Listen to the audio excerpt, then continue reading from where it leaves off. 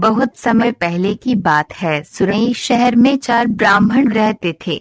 सभी के बीच अच्छी दोस्ती थी, लेकिन चारों मित्र निर्धन होने की वजह से दुखी रहते थे। गरीबी की वजह से सभी लोगों से अपमान सहने की वजह से चारों ब्राह्मण शहर से चले जाते हैं।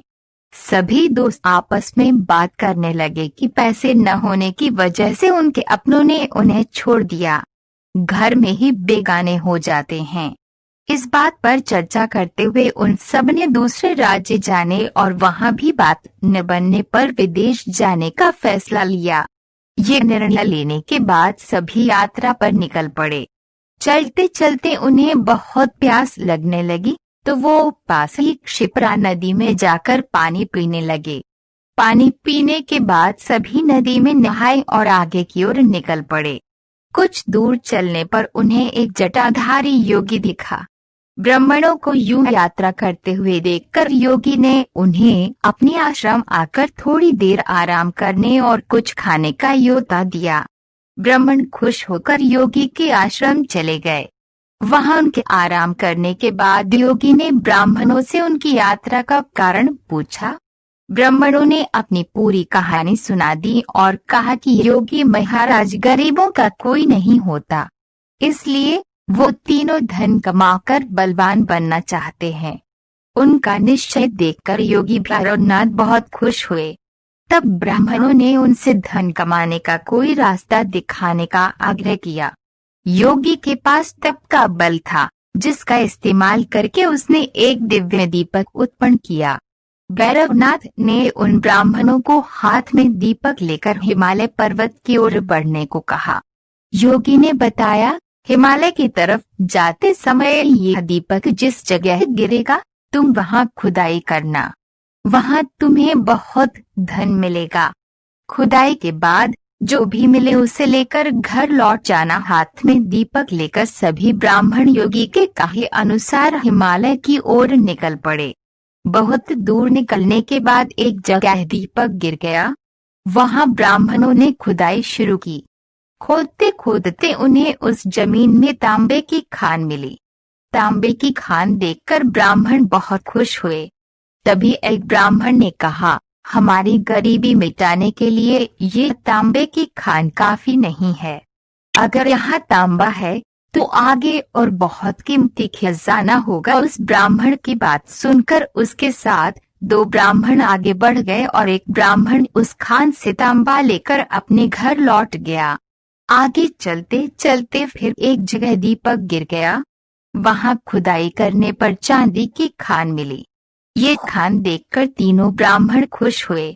फिर एक ब्राह्मण तेजी से उस खान से चांदी निकालने लगा, लेकिन तभी एक ब्राह्मण ने कहा, आगे और कोई कीमती खान हो सकती है। ये सोचकर 2 ब्राह्मण आगे निकल गए और एक ब्राह्मण उस चांदी की खान को लेकर घर लौट गया।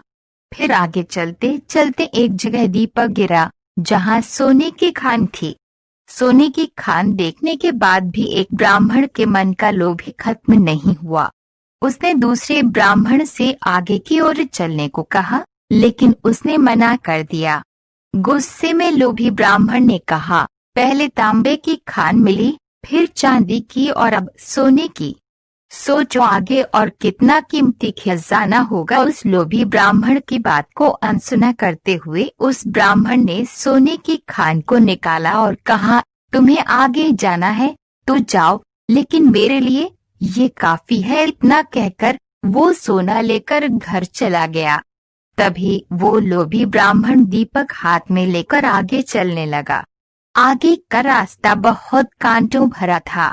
कांटों भरा रास्ता खत्म होने के बाद बर्फीला रास्ता शुरू हो गया। कांटों से शरीर खून से लथपथ हो गया और बर्फ की वजह से वे ठंड से ठिठुरने लगा। फिर भी अपनी जान को दांव पर डालकर वे आगे बढ़ता रहा। बहुत दूर चलने के बाद उस लोभी ब्राह्मण को एक युवक दिखा, जिसके मस्तिष्क पर चक्र घूम रहा था। युवक के सिर पर चक्र को घूमता देख उस लोभी ब्राह्मण को बड़ी हैरानी हुई। लोभी ब्राह्मण काफी दूर तक चल चुका था, इसलिए उसे प्यास भी लग रही थी।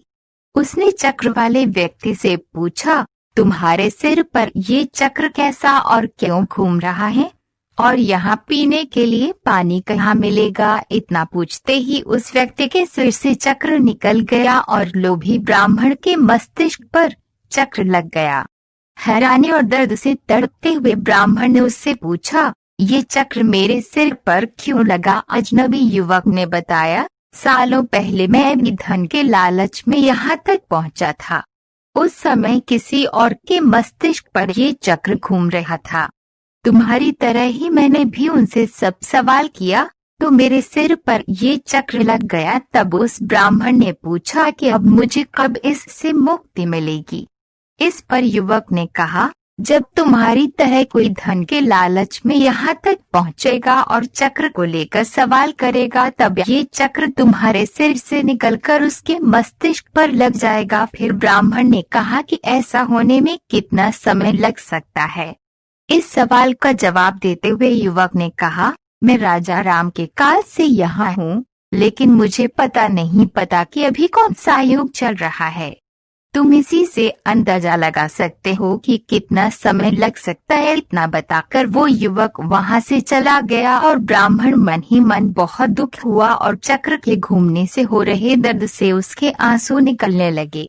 इस कहानी से हमें ये सीख मिलती है कि लालच हमेशा व्यक्ति को कष्ट और मुश्किल में डाल देता है। इसलिए हमें जितना मिलता है उसी में संतोष करना चाहिए और हर अवस्था में रहते हुए खुशी खुशी जीवन जीना चाहिए।